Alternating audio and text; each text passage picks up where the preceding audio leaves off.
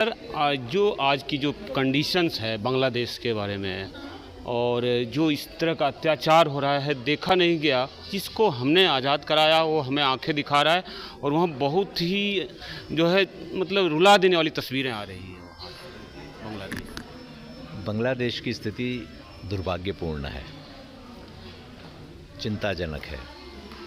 हम सबको चिंता है, हम सब लोग बड़े परेशान हैं इससे।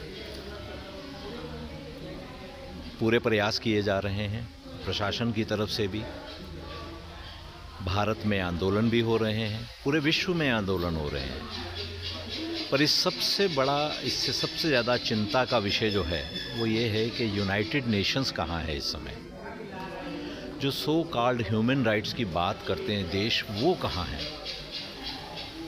हिंदुओं पर अत्याचार होता है, हिंदुओं का नरसंहार होता है, हजारों की संख्या में हमारे भाई बहनों को बच्चियों के साथ में दुराचार होना, और इसके विषय में ये सो कॉल्ड ह्यूमन राइट्स के जिसको एक्टिविस्ट हैं वो बिल्कुल भी साथ नहीं देते हैं।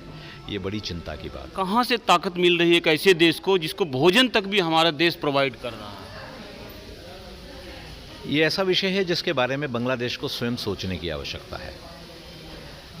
मुझे लगता है कि वहाँ के शासक सच्चाई को और यथार्थ को पहचान नहीं रहे। वर्तमान लास्ट एक क्वेश्चन है कि वर्तमान केंद्र सरकार पे भी उंगली उठ रही है। अखिलेश यादव ने कहा कि वहाँ हो रहा है हिंदुओं के साथ, इस्कॉन में भी हो रहा है, लेकिन सरकार कुछ नहीं कर पा रही है और कुछ कर भी नहीं पाएगी। अखिलेश जी से ऐसे प्रश्न की अपेक्षा नहीं थी, और उनका प्रश्न हम सब जानते हैं कि सिर्फ एक नाटक है। नाटक कर रहे हैं जो स्वयं एक ऐसे कारज के ऊपर बैठकर सत्ता बनाई जिन्होंने, हम सब जानते हैं किस तरह से कार सेवकों की हत्या की गई थी निशंस।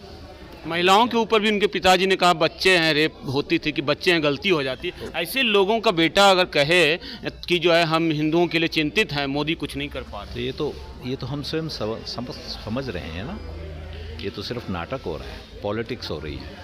सच्चाई से इस समस्या का समाधान करना है, इसके बारे में चिंतन नहीं है, इसके बारे में सोच नहीं है। बीएचपी कहाँ है इस समय इस मुद्दे पर?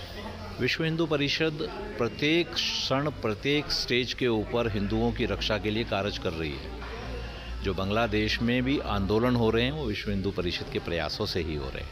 यंग भारत से बात करने के लिए आपको बहुत बहुत धन्यवाद सर।